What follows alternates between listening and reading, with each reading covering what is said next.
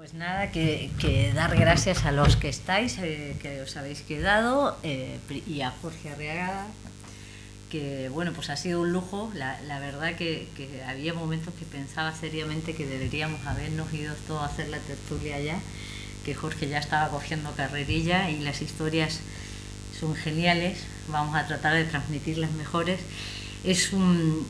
Cuando Teresa me dijo esto, y me van a permitir que lo haga de otra manera, para mí era un desafío y era una complicación, porque nunca me ha tocado estar con un compositor de banda de cine, con un músico.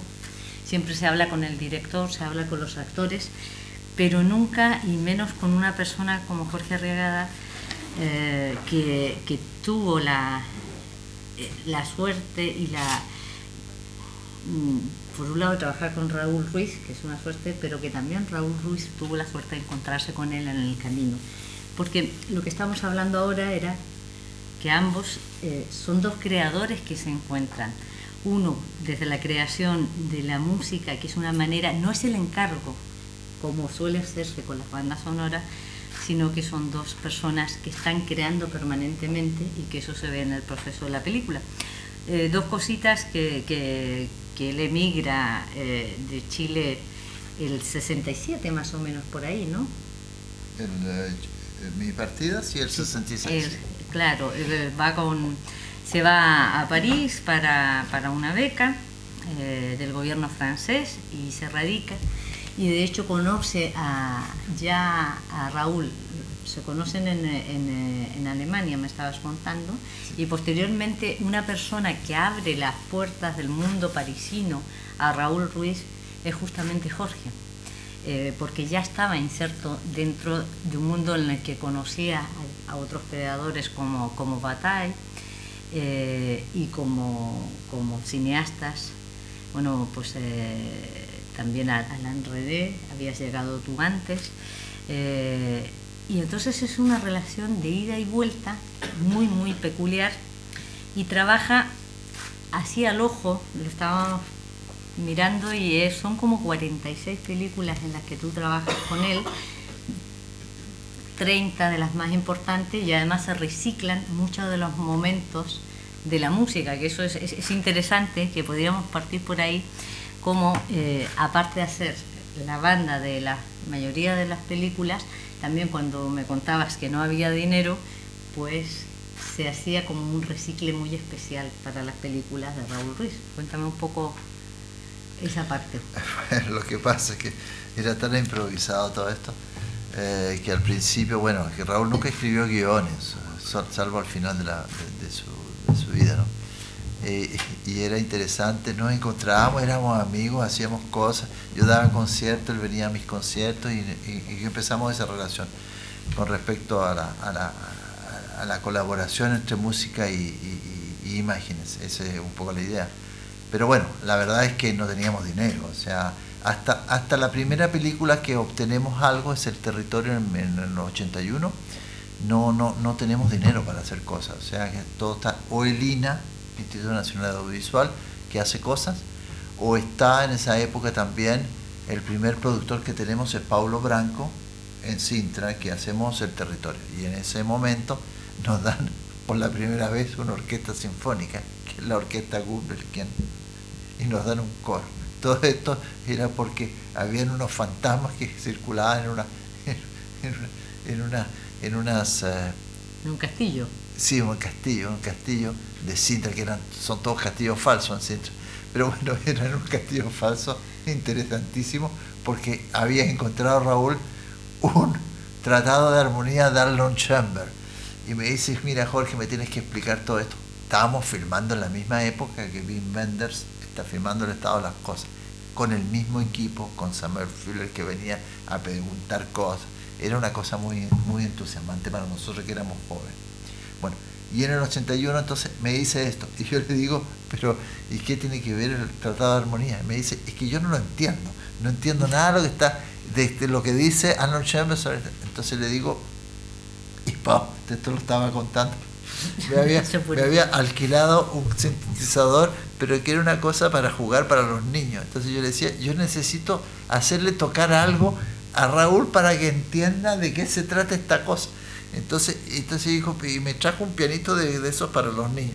Entonces le digo, bueno, yo me las voy a arreglar con eso. Y le muestro esta cosa que él había visto del tratado de Arnold Schoenberg y me dice, eso es exactamente el tema de la laguna. Le digo, pero eso es de Schoenberg. No sé, pues arréglate para hacer lo mismo, pero al revés. Entonces, que suena así de raro, ¿no? Y yo invertí la secuencia, nadie lo sabe, de que ese tema es simplemente la inversión dodecafónica, que es un sistema muy complicado, no lo vamos a explicar, pero yo invertí la serie y le agregué algunas cosas y ese es el tema de la laguna. Es para decirte que todo esto era improvisadísimo. Y es la primera vez que tenemos una orquesta. Antes habíamos tenido un sintetizador analógico y habíamos tenido una flauta, tuvimos una flauta en La Vocación Suspendida. Tuvimos una cantante lírica en la hipótesis del cuadro robado y esta fue nuestra primera, y nos dan una orquesta de 90 músicos. Y cuando él descubrió que la Sinfonía de los Salmos, porque él me dijo, pero tienes que empezar como la Sinfonía de los Salmos, y yo le digo, con un violín solo, eso es imposible. Entonces me dice, no, tenemos la orquesta de Gulbenkian, me dice, y Pablo Branco me dice, sí, te doy la orquesta Gulbenkian, ¿de acuerdo? Pero a cambio tienes que componerme otra música gratis de Joao Botelho, que estaba escribiendo La Correspondencia, una película maravillosa, La Correspondencia entre era la película de Joao Botelho entre Sá Carneiro y Pessoa. Y ese que es un film muy bonito que existe. Bueno, y esa es nuestra historia. La historia es de improvisación total. Es toda la improvisación, siempre fue improvisación. Nunca escribió un guión. El primer guión que yo leo de Raúl es El tiempo recobrado. O sea, estamos hablando que ya hemos hecho 20 películas juntos. Ese es un poco, si te estoy respondiendo a tu Absolutamente. A tu pregunta. Y en esos 35 años de amistad tú me dices, hay una frase que me comentabas ahora que es muy buena, que dices, menos mal que lo único que no sabía Raúl Ruiz era sobre la parte de música y que confiaba plenamente en ti. Entonces, de hecho, me comentabas que cuando ya se logra incluso la Sinfónica de Londres para una de las últimas películas, él no quiere asistir. O sea, él te escucha cuando tú hayas acabado, pero en el proceso creativo tuyo te deja y luego venía el ritual de invitarte a cenar y que se lo mostraras ya el trabajo hecho, la parte final. Sí, él tenía como tú, es lo que yo te conté. Él lo único que no sabía hacer era componer música, si no yo no existiría. Pero bueno, él sabía de todo, era una erudición increíble y una memoria impresionante. Y como no sabía componer música, por supuesto necesitaba un cómplice. Y el cómplice era yo. Pero él nunca fue a ninguna grabación de música de las películas. De las 46 músicas que compusimos juntos, que trabajamos juntos, nunca él fue a una grabación. Cuando grabamos en Klimt, eso fue con Klimt, grabamos con la Sinfónica de Londres, yo dije, oye, por lo menos vente a sacar una foto conmigo con la Sinfónica de Londres, si no nos van a dar todo el tiempo la Sinfónica de Londres los productores, así que por lo menos. Bueno, y vino y nos sacamos una foto, pero es cierto de que a él no le daba un pánico espantoso escuchar cosas antes de que la cosa estuviera terminada. Hay que reconocer una cosa, que cuando se graba, por lo menos como yo grabo primero las cuerdas, después grabo las maderas, después grabo los bronces. Entonces es un trabajo... ¿Electroacústico se llama esto? No. No, estoy hablando de la orquesta. Por una razón de mezclas, grabo primero las cuerdas, grabo después las maderas y los bronces, lo hago, y después la arpa y los pianos y eso. Es una técnica que permite economizar dinero al productor. Es simplemente por eso que se hace separado. Pero en la Sinfónica, con la Sinfónica de Londres, no había la posibilidad, porque la Sinfónica estaba entera. Entonces había que dirigir la Sinfónica y dije, pero saquemos una foto con la Sinfónica, por lo menos, que va a ser un momento histórico. Tenemos una cosa extraordinaria que aquí hay que hacer, que sé yo, bueno. Y él pasó, qué sé yo, pero no le gustaba, no asistía nunca a las grabaciones. Hay una cosa que me decías justamente de la película La noche de enfrente, que el niño en muchos elementos es él, el niño y el personaje central, Celso, y que Beethoven es un claro guiño que te hizo a ti. Sí, bueno, es decir, lo conversamos, pero bueno, él estaba muy enfermo en esa época y yo nunca supe la verdad. Pero yo pienso que en las conversaciones que tuvimos, él estoy seguro que tuvo un 1 en matemática, eso estoy seguro. Estoy seguro que él vivió en Quilpué, pues eso lo sabemos. Sí, sí, eso se sabe. Estoy seguro de que todo lo que sucedió con respecto al padre y a lo que sucedía con el sistema, de lo que existía en su aprendizaje, digamos, en Quilpué, yo pienso que eso fue real. Y yo pienso que me hizo un homenaje, puesto que me dice, cuando veas la película, te vas a reconocer.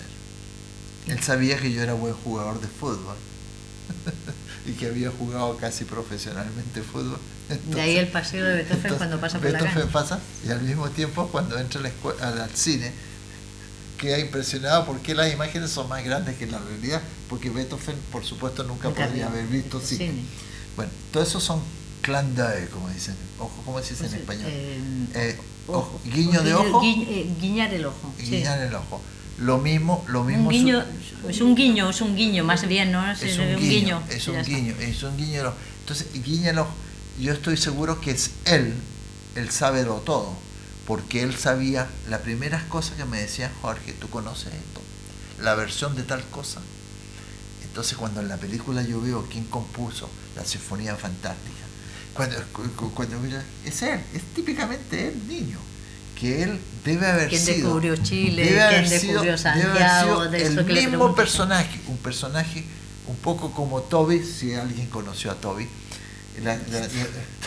Es un personaje gordito que sabía todo y que tímido, terriblemente tímido, y que corresponde perfectamente al personaje en que él se desarrolla, y en la película se ve de que él es potente porque sabe cosas, y es ese su, pero al mismo tiempo es un niño. Al mismo tiempo la secuencia en arriba del árbol es muy significativo. Él se va a esconder y la mamá lo defiende, porque la mamá siempre defendió a Raúl. La mamá de Raúl hizo que el papá invirtiera plata en la película de Raúl, El marinero. Eso es lo importante.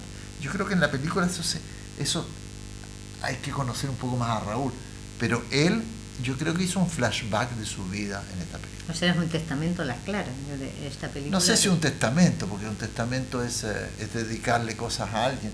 No, yo pienso que él reflexionó sobre lo que había vivido y dijo, voy a despedirme de alguna manera contando algunas cosas, que no las explica bien. Es decir, explica lo que él quiere explicar, nada más. Es aleatorio lo que hace. Y tú, como personaje del mundo de Raúl, porque aparte de cómplice, como lo estabas diciendo, ¿cómo se compone para captar el humor? Porque hay mucho humor, una parte a veces humor negro, hay los delirios. ¿Cómo se compone? Para el surrealismo puede ser más fácil, pero ¿cómo se compone con un personaje así al lado? ¿Cómo se interpreta? Porque a pesar de no haber guión, él te da un esbozo siempre de las cosas. ¿Cómo se llega a eso? ¿Cómo se llega a la construcción final de la composición musical? Con un director como Raúl Ruiz. Bueno, la gracia de Raúl es que tiene una gran cultura musical, por lo tanto para mí es muy fácil, porque cuando me dice, por ejemplo, en esta historia del territorio, me dice, mira, me gustaría que la película comenzara con una estética de la Sinfonía de los Salmos de Stravinsky, te está diciendo cosas bien precisas. O sea, te está diciendo una estética. Sí. Bueno, eso es importante. De repente, cuando él dice en otras películas, me ha dicho, mira, haz como si fuera Schubert, que la gente piense que es Schubert, y al 3 compás anda a otro lado. Y le digo, ¿y para qué? Como te explicaba, ¿para qué? ¿Para qué hacemos? Dice, porque no, Jorge, es importante, porque la gente que va después en las películas va a estudiar todo lo que hicimos, se va a dar cuenta de por qué está estos 3 acordes de Schubert y por qué se va para otro lado, y se se va a preguntar a sí mismo de qué consiste. Y yo le digo, ¿y eso a quién le interesa? A mí. Eso es Raúl Ruiz. Eso es Raúl Ruiz. Pero es trabajar con alguien que el guión no interesa, como lo has dicho, y que por otro lado se salta todos los tiempos, incluso no solo del relato, sino está jugando permanentemente con el tiempo existencial, con el tiempo de vida. Entonces por eso te digo que la música, y en este caso que lo mezcla también con canciones de bolero, o sea, es como una coctelera en que cómo vas entrando. Bueno, el montaje lo hacía él de tu música, o sea, tú pasabas Sí. la música, eso es importante de señalar, tú pasas la música completa y él hace la edición, en esa parte tú no entras, ¿no? No, salvo si tiene problemas de montaje, de punto de vista armónico, para cortar cosas que la armonía no corresponde. Sí, ahí yo puedo participar, pero en principio no. En principio a él lo que le interesa es descubrir. Y la anécdota que te conté de cómo él no iba a las grabaciones, pero que al final de la grabación me obligaba a llegar con la música para escucharlo en la casa y me recibía con un banquete, eso siempre fue así. Él lo que quería era escuchar, y en la comida me hacía preguntas sobre por qué yo había compuesto así y por qué nunca me rechazó ningún tema. Y lo otro, lo que es muy curioso y que es únicamente Raúl Ruiz, nunca me ha sucedido con eso, con otros cineastas, es que toda mi música contemporánea, la que yo no escribía para cine, la que yo escribía para mí, la incorporó a sus películas e incluso filmó sobre mi música. Es decir, era un personaje que la música para él era, cuando tú entrabas a la casa, Raúl, miles de discos y de DVD y de CD. ¿Y de qué música en particular? ¿De toda? ¿Era muy ecléctico? De todo. Le encantaba la música contemporánea y le encantaban los boleros. Es por eso, pero hay solamente 2 films donde hay boleros. Los Tres Tigres y esta última. En ninguno consideraba que era un poco fácil poner música, digamos, identificable. Y le gustaba la abstracción. Hombre, es que le gustaba la abstracción y el surrealismo, eso está claro. ¿Queréis compartir en algún minuto vosotros también o seguimos tranquilamente? ¿Daniela? No, nada. Bueno, pues nosotros seguimos. Hay una cosa que me comentaste de cuando fue los inicios del trabajo conjunto, de cómo empezaron, que fue cuando con esta película que era El Tuerto. No, empezamos con El Tuerto. Pero que fue El Tuerto está intermediario, es el proceso que se hace. Sí, una de las cosas que nos unió mucho a nivel intelectual, me refiero, sí, a nivel de relaciones intelectuales, es el hecho de que cuando él filmó La Vocación Suspendida y se llamaba el Baphomet, el libro que se llamaba La Hipótesis del Cuadro Rodado, él trabaja con el INA, es el INA, Instituto Nacional Audiovisual, que le pide estas películas. Y en la época yo conocí a Klosowski, al filósofo, porque tenía relaciones con Deleuze, con Georges Bataille, y yo era cabro chico, era niño, y yo viví esa cosa por amores. Bueno, y resulta que en ese momento le presento a Klosowski. Y Raúl le interesa a Klosowski y hacemos 2 películas con el INA, que son esas 2. Y paralelamente el INA empieza a descubrir este talento, este personaje completamente irracional con respecto a los cineastas que habían en la época, que venía de afuera además, que hablaba mal francés, etc. Y le dan la posibilidad, le dice, y se hace amigos que pueden encontrar. En la época se filmaba en 16 milímetros o 35 milímetros. Y lo que quedaba de las películas que se rodaban en el INA, los amigos las encontraban y las amalgaman, y con eso filmamos todos los domingos durante un año en la casa de Raúl una película imaginaria que se llamaba El Tuerto. Y eso consistía en que nos encontrábamos todos, los amigos, y invitábamos a una persona, un intelectual del momento. Un intelectual, podía ser Klosowski, podía ser otro. Bueno, y la idea era invitarlo a almorzar, pero él aceptaba de ser filmado.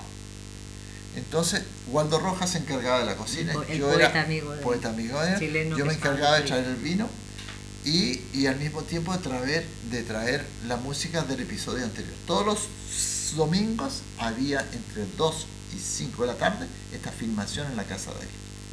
Y de ahí nace durante un año una forma de trabajar underground que consiste en filmar y tratar de entender lo que estamos filmando. No había guión lo elegía él, lo decidía él en el momento del personaje. Después del almuerzo se le filmaba y se le hacían preguntas y se le hacían trampas, por supuesto. Se trataba de algo completamente irreal o surrealista. Y yo al otro día, la semana después, tenía que traer no solamente el vino, tenía que traer la versión musical de lo que se había filmado.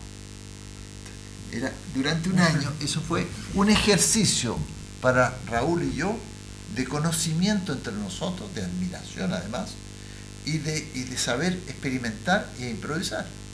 Yo nunca había improvisado de esa forma. O sea, tenía yo como sintetizador traerle cosas, qué sé yo, para su película. Era muy entretenido. Todo el mundo se divertía. Valeria, que nos hacía unos almuerzos fantásticos. Y Raúl, que inventaba cualquier cosa. Y nosotros nos pasábamos todo el día borrachos y riéndonos, pero fantástico. Eso fue realmente la construcción. Yo creo que el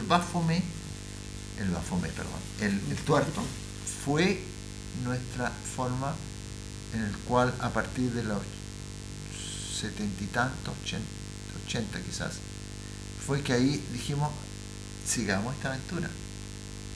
Y ahí no nos separamos más, hicimos 46 películas en 35 años. Fantástico. Hay otro comentario tuyo, aparte de este, que me parece muy interesante. Tú dices, no sé si será mejor, peor director cinematográfico, pero sí un gran artista visual, un artista casi plástico.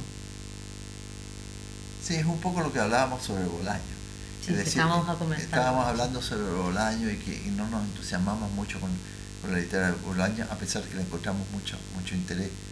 Pero con Raúl yo pienso que no sé si es un gran cineasta. Lo que sí sé es un gran artista contemporáneo. Me explico. Hicimos durante la exposición de Dalí en el Beaubourg, en París, yo hice la música de la exposición y él hizo la creación de un cuadro surrealista.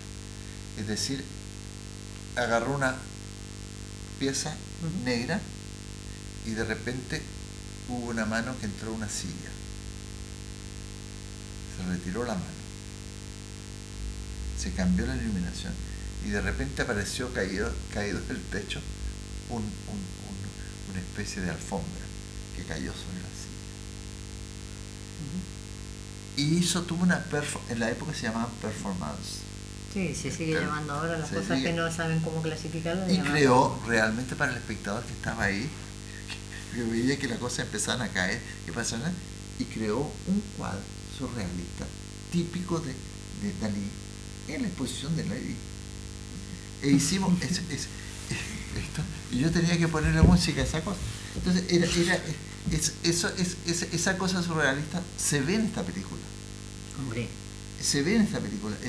La idea de lanzarte ideas y que tú especules como espectador, especules en lo que estás viendo. Y tú te imaginas lo que tú quieras. Te deja la apertura. Lo que pasa es que hay que tener mucha cultura. Este tipo de film es complicado, es difícil. Hay mucha metáfora, además. Hay mucho referente. Sí. Los chilenos se ríen. Yo no sé que así alguien se rió. Los chilenos se ríen, está lleno de símbolos chilenos. Lleno. Bueno, desde el peneca y cosas muy todo, antiguas. Todo, de los combos y los combos. Todo eso es muy chileno. Pero no es seguro que en Francia nadie se rió. Y a todo el mundo le encantó, pero nadie se rió. O sea, eso es un problema de... Bueno, y en este caso, como decía, respondiendo a esta historia, es que todo esto era... No hay una lógica. pero hay una carga poética muy fuerte en el uso de las palabras, en el uso, por ejemplo, cuando hace el juego con las bolitas y el tema del tiempo. Es que tú sabes que las bolitas, él sabe, porque no debe haber sido muy bueno en las bolitas. Yo era bueno para las bolitas. Y yo te puedo decir, Oye, yo te puedo decir, sí, yo te puedo decir que tiene que haber sido muy doloroso cuando firmó eso. No debe haber sido un campeón. Yo era campeón de las bolitas, lo hacía así. Pero el que no era bueno perdía dinero. Y perdía dinero, no solamente perdía dinero, sino que no era el bueno para las bolitas. Sí, es importante ser bueno. Era bueno, importante para las bolitas. Estamos hablando de los años 50 y tantos, 60. Y si estamos hablando, ya nadie más juega las bolitas hoy día. No juega nadie. Por lo tanto, estamos hablando de la importancia. Teníamos bolitas de bronce donde había una pelotita atrás que cuando tú las tirabas así, dolía los dedos. no corría. Tenías que calcular. Entonces, si la otra bolita estaba aquí, y como se trataba de pegarle a la otra, tenías que caer aquí. No era lo mismo que la de cristal, que tú me hablaste.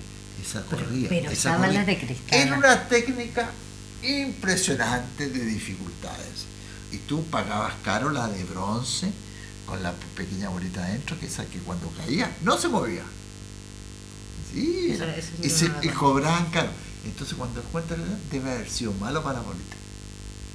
Nunca lo pude comprobar, pero en todo caso me da la impresión que debe haber sido malo para la bolita.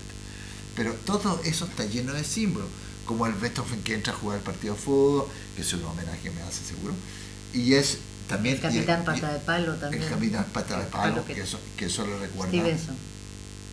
Claro, sí. Tú sabes que una de las cosas que nos dimos cuenta, que en el fondo íbamos a trabajar siempre, que un día que estábamos muy borrachos, en la época mexicana, porque en la época mexicana íbamos a comer donde mexicanos, después le vino la diabetes y entonces no pudimos más ir más mexicanos. Bueno, y ahí llegó ella y me hace esas preguntas asesinas que hacía él, un poco a la Bolaño, que decía: Jorge, ¿cuáles son tus novelas preferidas? Digo, ¿de cuándo? No sé, pues de tu niñez, de las cosas cuando empezaste a leer. Y le dije, para mí son 3. Bambi, Peter Pan, Moby Dick y La Isla del Tesoro. Y queda mirando, me dice, no puede ser, son las mismas las mías. Entonces le digo, ¿y por qué me quieres decir? Por eso que lo pasamos bien, pues bueno, tomemos otra botella. Y es cierto que para él era, y toda su film es eso. Peter Pan por la idea de volar, Moby Dick porque se defiende la ballena y hay que defenderse. Y está toda, y La Isla del Tesoro, por supuesto, el pirata. Todo está en esta película. Él hace una imagen, además la filmó La Isla del Tesoro. La hicimos juntos en Dakar. Filmamos La Isla del Tesoro en Dakar, donde le dio paludismo. Y donde le dio paludismo lo dejaron preso, porque al productor no se le ocurrió que los chilenos necesitaban visa en Dakar, en Senegal, y lo pusieron preso. Y le dio paludismo en la cárcel. Y lo tuvo que sacar el ministro de la Cultura, que era Jacques Lang, lo tuvo que sacar de la cárcel, porque estábamos filmando. Y ahí, desde ese día, La Isla del Tesoro le quedó mal. Se aumentó la leyenda, claro. No, la historia con Raúl. Yo puedo escribir un libro con la historia de Raúl. Pero bueno, no queremos prolongarlos mucho a estos chicos, ¿cierto? Por favor. Bueno, para mí ha sido todo un descubrimiento esta película, porque desconocía totalmente al autor y la verdad es que he disfrutado mucho. Y a propósito de esa mano que ha señalado corriendo, he pensado algo que también se me ha ocurrido viendo la película, y es la influencia de Buñuel, sobre todo en las primeras películas con Dalí, ¿no? Porque he encontrado paralelos curiosos, sobre todo en el surrealismo, y también un pozo muy quijotesco, ¿no? en el personaje y en la película, sobre todo en esa confusión entre vida y cine, vida y literatura, porque hay mucho de literatura en la obra. Sí, es justamente eso, es muy interesante lo que usted dice, porque es absolutamente el mundo de Raúl tiene una gran admiración por Buñuel, tiene una gran admiración por Orson Welles, y lo que le interesa sobre todo, no le interesa que lo comparen con Buñuel, pero de alguna manera se sirve absolutamente de los esquemas de Buñuel a nivel de los discursos, a nivel de la yo creo que se sirvió mucho en ¿cómo se llama esa película de Buñuel? Viridiana se llama, ¿no? Viridiana. Se sirve mucho de los elementos, de los personajes que no se comprende por qué tienen la imposibilidad de hacer cosas, como en esa película donde están encerrados y no pueden salir. El ángel exterminador. Absolutamente. Es el mismo sistema del cual él se limita. ¿Por qué se angustia Beethoven en el cine? Es Buñuel. ¿Por qué se angustia Beethoven en el cine? Porque las imágenes son más grandes que la realidad. Y es cierto que si nosotros no conocemos el cine, es cierto, si vemos unas imágenes más grandes de nosotros mismos, es cierto que... Eso lo relata Buñuel en un libro biográfico que no me acuerdo no me acuerdo en este minuto, pero sí lo relata porque claro, él empieza a ir a los años 20 al comienzo, y la reacción que él tiene de siendo pequeño de ver el cine fue brutal. O sea, y nosotros conversamos una vez con Raúl, porque conversamos sobre el perro andaluz, porque yo estuve en la ciudad universitaria, cuando yo estuve becado, estuve en la ciudad universitaria, y yo conocí la historia de Buñuel con Dalí. El último suspiro. De Buñuel con Dalí, que estaban los dos en la ciudad universitaria cuando hicieron el perro andaluz. Y después, Raúl vino a un concierto mío en la ciudad universitaria, y le dije, y le hablé de esta historia, y me dice, sí, claro, esos encuentros de jóvenes en la ciudad universitaria de París, donde hace esta película completamente loca. Completamente loca. Es cierto que es un punto de partida de Raúl que siempre, y por eso que Hernández Solá le interesó. Hernández Solá es surrealista. Aunque no lo parece en los relatos. Para mí es surrealista. O sea, yo no entiendo nada, son todos símbolos. Son todos símbolos. Hernández Solá, ¿sí? ¿No te parece surrealista? Pero los cuentos infantiles no tanto. ¿Será que los cuentos infantiles en sí son surrealistas en general? Porque los finales también, sí es verdad que si uno le busca la lógica...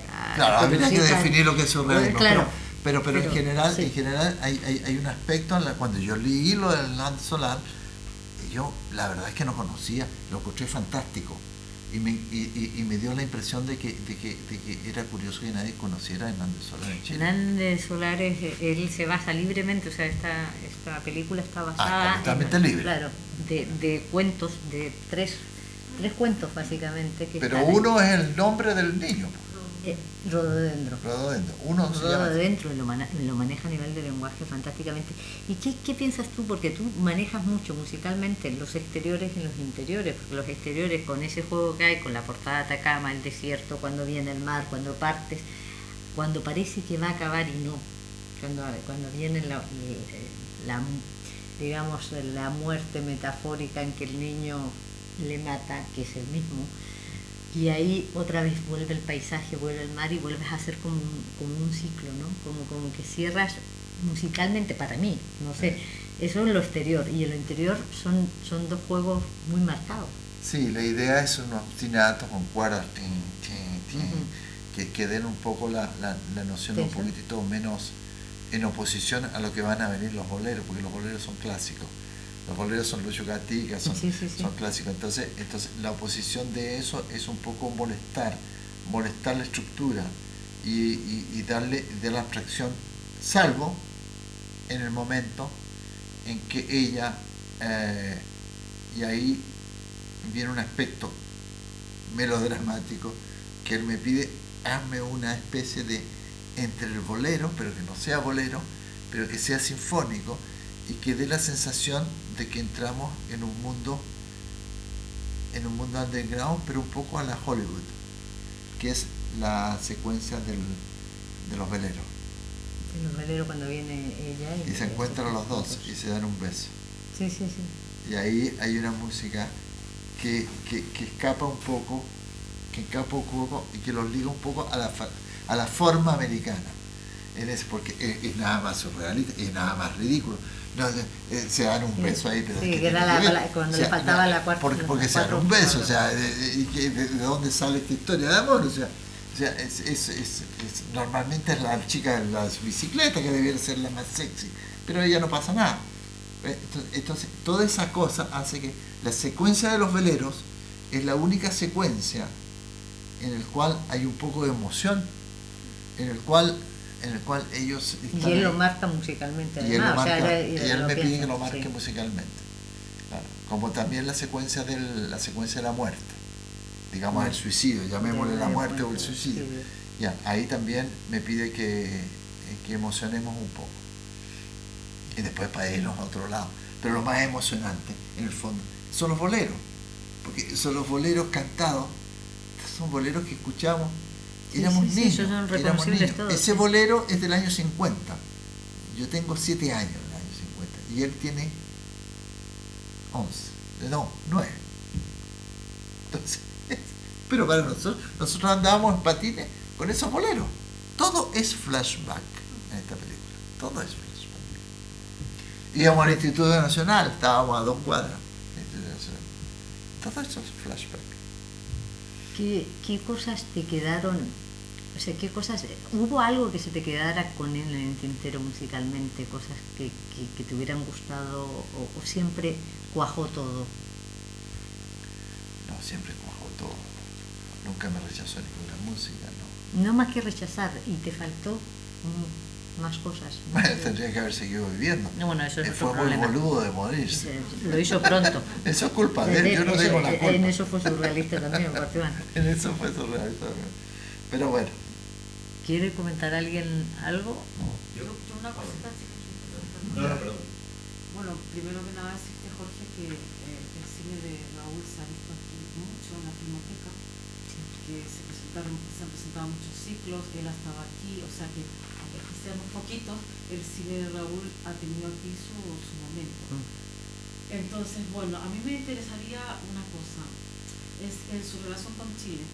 En cierto modo él vuelve a Chile y es reivindicado porque en Chile se le premia, se le tal, se le da un nombre, se le asigna un nombre, y de hecho en este momento yo sé que hay mucha gente joven que para ellos Raúl es un maestro, o sea, hay como una reivindicación de la figura de Raúl. Él vuelve y hace estas cosas para televisión, hace cosas largas, etcétera, etcétera, y en cierto modo él asume una identidad, o sea, vuelve a rodar a Chile.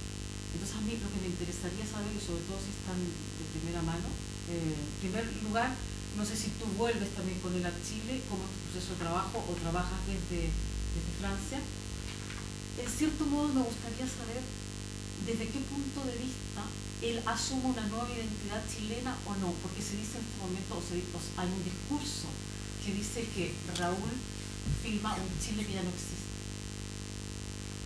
desde el punto de vista de ahora. Pero al ser un Chile que ya no existe, en cierto modo reivindica una identidad perdida, que es lo que atrae a la gente joven. ¿Cómo trabajas tú en Chile con él? ¿Y cómo sientes tú la chilenidad y la vuelta a tu trabajo en Chile?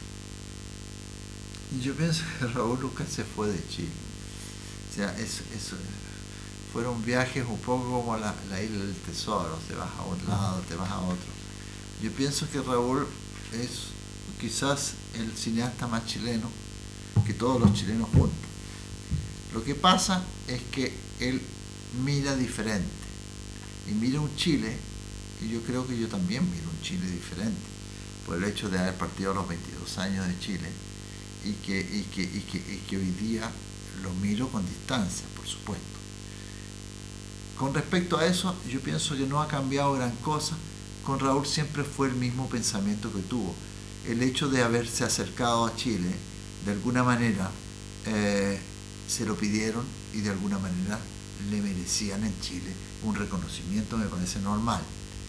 Lo último que hicimos en Chile fue una pieza de teatro. fue Amleti. Eso fue, lo hicimos justo antes que se muriera. O sea, la hicimos después de esta película. O sea, algunos meses antes. Amleti lo hicimos en un teatro que es una inspiración shakespeariana de eso. Y eso fue lo último que hicimos juntos en realidad. Después de esta película, una pieza de teatro en Santiago. Yo creo que no hay mucha diferencia entre Raúl como ve Chile, como yo veo Chile, como cualquier persona que se ha ido de Chile. La diferencia es que Raúl salió durante el golpe de Estado y yo ni siquiera conocí a Allende. Yo salí en los 66, no conocí ni a Allende ni a nada, no tengo una relación política con Chile. Pero de alguna manera, forzosamente, la mirada que uno puede tener viviendo tanto tiempo fuera es diferente. Hoy en día yo no puedo no criticar ese país porque conocí otro país. Conocí un país con educación gratis, conocí un país culto y hoy día ese país se me fue, se me escapó. Entonces Raúl también tuvo esa percepción, con la diferencia que a él lo sacaron con una patada en el culo, como diríamos. ¿Por qué? Porque él no podía volver por razones políticas. Yo tampoco podía volver, pero yo no tenía ninguna cara de volver. O sea, era diferente. Él vivía en Chile y se tuvo que quedar. Yo había elegido años antes venirme a Europa porque yo quería aprender. Entonces es diferente la decisión. Pero yo no creo que el chilenismo sea una... Yo considero que las nacionalidades me parecen un aspecto fascista como idea. O sea, totalmente de acuerdo. Yo las nacionalidades, esas cosas no me interesan mucho. Lo que me interesa es la cultura, lo que me interesa es la comunicación, me interesan muchas otras cosas. El hecho de ser chileno o no chileno me da lo mismo. Yo soy francés, suizo y chileno. O sea, me da lo mismo y si puedo hacer otra cosa también, ¿por qué no? No creo que eso sea importante. Lo que sí es importante es la cultura que uno tiene cuando es joven. Y eso sí, en ese sentido, forzosamente el hecho de haber nacido en un país como Chile.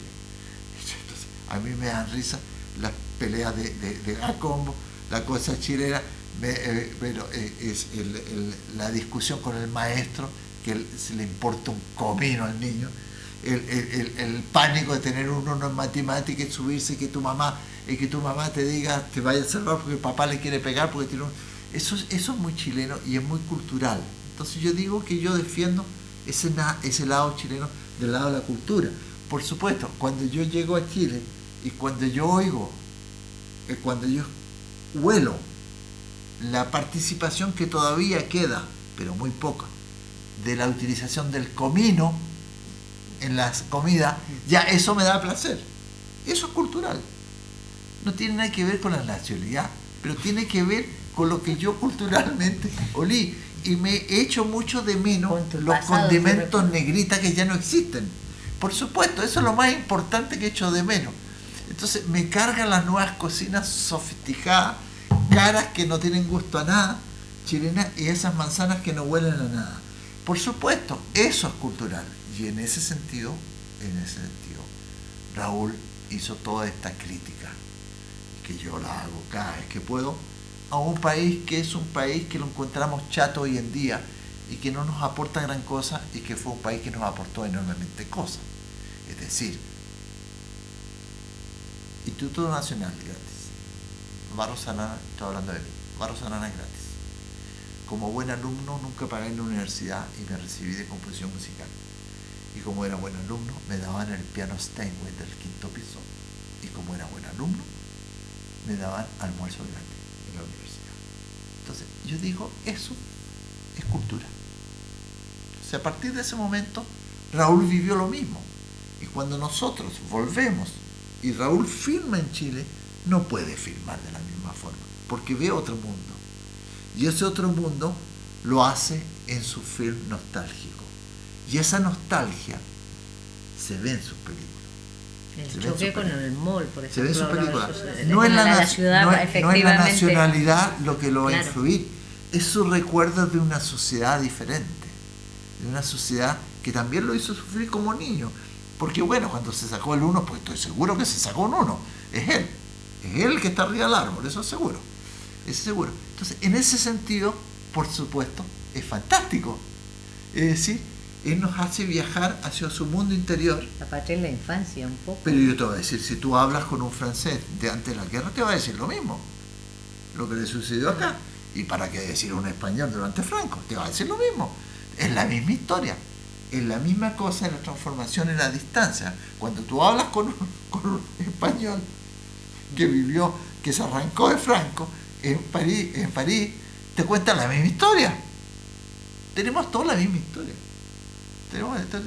La diferencia es que Raúl tenía talento y lo contó en su forma. Pero para responder a tu pregunta, yo creo que en el fondo la chilenidad no le interesa. Lo que le interesa es la cultura que él vio en su adolescencia, que hubiese sido en Chile o en Japón, y su vuelta a esa cosa, porque es muy atractiva la vuelta. Es impresionantemente atractivo cuando tú llegas a Chile. Yo voy todos los años, ¿no? Y me fascina conocer todos los códigos. Es decir, cuando tú se subas a un taxi, tú sabes lo que te va a decir el taxista. Cuando tú entras por ejemplo, cuando tú entras a un restaurante, tú sabes que tú no puedes mirar a una chica a los ojos, porque va a bajar los ojos. Eso es Chile. Tú sabes, en Francia no. La chica te mira como diciendo, ¿tú me conoces o qué? No, en Santiago no. En Santiago la chica te baja los ojos. Es decir, eso culturalmente, como el olor del comino, es fascinante. Pero no tiene que ver con nacionalidad. Tiene que ver con cultura. No sería nacionalidad, sino que con identidad. Bueno, por supuesto. Por supuesto que eso yo creo también pienso lo mismo, que es el más chileno de todos los directores chilenos. Pero de lejos. Yo que todas las películas las he visto siempre en extranjero, evidentemente que siempre me llega el guiño y me río, hoy me reí. Y me río, recuerdo que no sé si en las 3 coronas del marinero que aparecen los fósforos, estos copihue, cosas así, ¿no? Que va como hilando una serie de objetos que evidentemente a todos nos trae a la memoria, ¿no? A la memoria de nuestra infancia, y también desde el punto de vista del que se fue, de que lo estamos viendo desde otro punto de vista, ¿no? En ese sentido, no me estoy refiriendo a nacionalidades, pero la respuesta la das tú, o sea, ya puede ser Sí, de Japón o de Sí, Tumbuctú, que es tu recuerdo de No, infancia, yo que pienso- tus raíces están en la infancia, la patria y la infancia. De alguna manera, no sé si era Proust que lo decía o por ahí. Entonces, a ti como músico y compositor, te quiero preguntar cómo afectó la llegada al mundo digital a tu vida, ¿no? A tu vida profesional. Bueno, les llegó sobre todo a los productores, que fue más barato. A nosotros la verdad es que sí, simplificó la historia, pero en el fondo, tú sabes, en las grabaciones, que el técnico tuviera una cinta magnética con el analógico o que tuviera una cosa digital, a nosotros nos daba lo mismo. De todas maneras, no hay que olvidarse que de todas maneras empieza por un sistema analógico del micrófono, todavía no se ha inventado uno digital. Por lo tanto, eso yo creo que es como una persona que me dijo una vez, ¿cuál es tu mejor versión que tú has conocido de las grabaciones de la sinfonía, de la consagración de la primavera de Stravinsky? Yo le digo, Pierre Monteux. Pierre Monteux, Suiza, años 50 y tantos, mono. Es la mejor versión que yo conozco. La segunda es Boulez. Lo demás. Ahora, ¿por qué me gusta Monteux? Es porque yo fue la primera que escuché. El oído tiene memoria. Si tú te analizas de una versión que tú te recuerdas de una música que te gusta, la primera versión que tú escuchaste, vas a ver que las demás te gustan menos. Ciertamente, nos han regalado. Hay una cosa Sí, sí. natural en el individuo de que hace de que la primera cosa, el primer líder de Schubert que yo escuché fue cantado por Dieter Fischer-Dieskau acompañado de Roger Moore, y yo no cambio esa versión. Yo creo que es importante eso. Es importante eso para comprender las películas de Raúl, importante comprender para todo. Es decir, no creo que la tecnología te pueda hacer cambiar una sensación auditiva. La sensación auditiva de lo analógico hoy en día me sigue siendo más cálida que la digital. Sin embargo, considero perfecto la grabación de Stravinsky, de Boulez, donde hasta en la pequeña flauta, el pícolo la escuchan, pero nítido. Es fantástico, fantástico. Pero si la música o el arte en general nos sirve para alimentar los sentidos, yo creo que las tecnologías que puedan existir no nos van a hacer cambiar gran cosa, que salvo el placer más refinado de alguien que conoce. Aaron Copland decía una cosa muy importante: hay 3 formas de escuchar música. Una, del nefasto que no tiene nada, idea de cosas, y le gusta la melodía. Y no le interesa el resto. El segundo, que conoce un poco más de música, tiene la cultura, por lo tanto va a decir: esta cosa ya la he escuchado, me parece más interesante esta otra cosa. Y el tercero, el profesional, el que sabe todo y conoce de todo, ese yo creo que es el que lo pasa mejor, menos mal, lo pasa más mal, porque ese sabe demasiado, entonces no descubre cosas. Y en ese sentido es cierto que lo sensorial, yo creo que lo sensorial en el arte como en la vida es lo más importante. Entonces no creo que, para responderte, no creo que el analógico y lo digital haya cambiado gran cosa. Digamos, la diferencia sí está en los costos. Hoy en día tú tienes un Pro Tools, yo tengo mi Pro Tools que lo traigo trayendo aquí, y yo compongo música en el avión, claro, y llego a grabarlo, cómodo, y las llevar. partituras salen. Eso